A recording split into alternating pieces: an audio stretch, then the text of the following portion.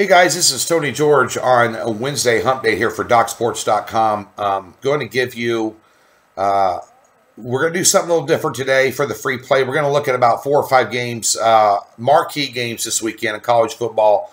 Kind of an opening line report and my takes. You could probably read some free plays in between the lines here. No free play officially today. Major League Baseball games tonight. There's a college football game tonight. I'm looking at that. Last night, we didn't get it done with the under in the New York game. It was ridiculous, but nonetheless, these playing games are real tough. The lines are sharp. I don't lay over minus 150 in Major League Baseball, which limits my options. This is why I don't put out a ton of volume in Major League Baseball. I don't get people stretched out on the money line. This line tonight, the only way to look in this game tonight is Arizona with Greinke. He got one loss all year long at home? Under a 3 ERA. Yeah. You know, what do you get? You know, they're about the only ones that give LA a game out of these two teams that when they advance. So, you know, I just, the totals line is sharp. I'm not going to lay 167, 170 in a game like this.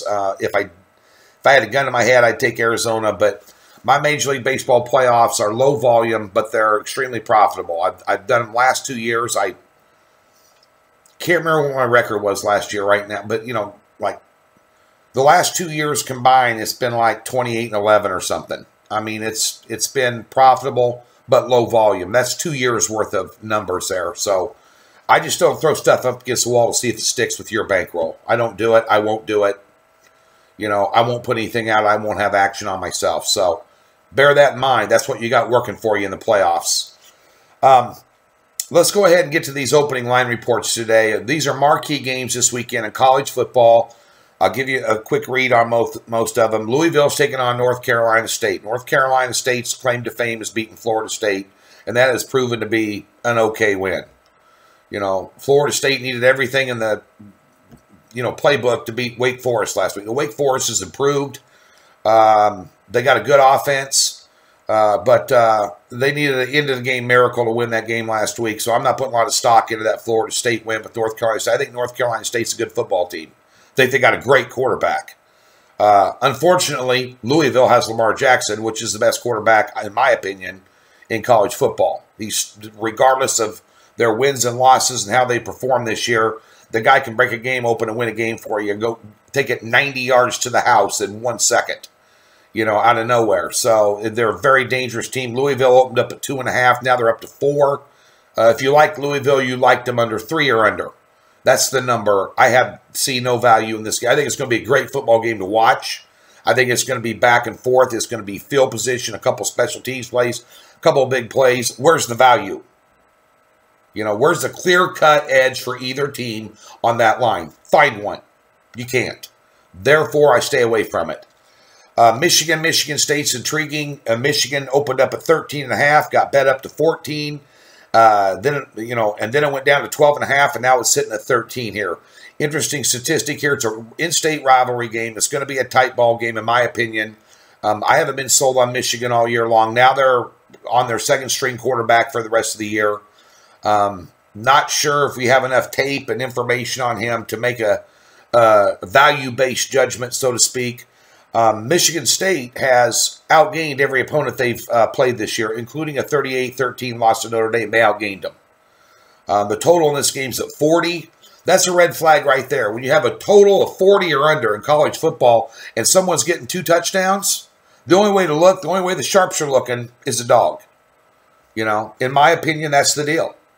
You know, the only way to look in this game, if you want action on this game, is the underdog. Period. You know, That's how I see that one going down. Points will be at a premium in that game, in my opinion. LSU, interesting here. They lost to Troy last week. Hello. Who saw that coming?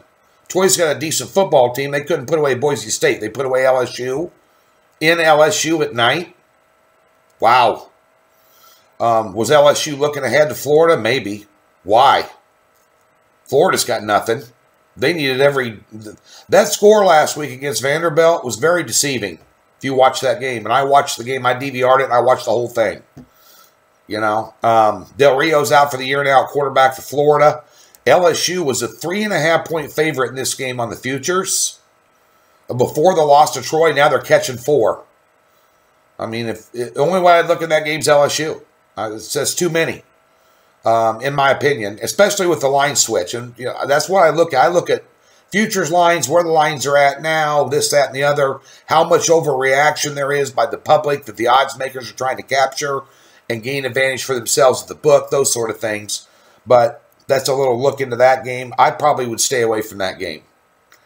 TCU, 11.5 up to 14 against West Virginia. TCU might be the best team in the Big 12 this year, outside Oklahoma. And, you know, Oklahoma State struggled last week against Texas Tech. They were my pick to win it. This is a 3-horse race there. West Virginia, though, is going to give everybody a run for their money.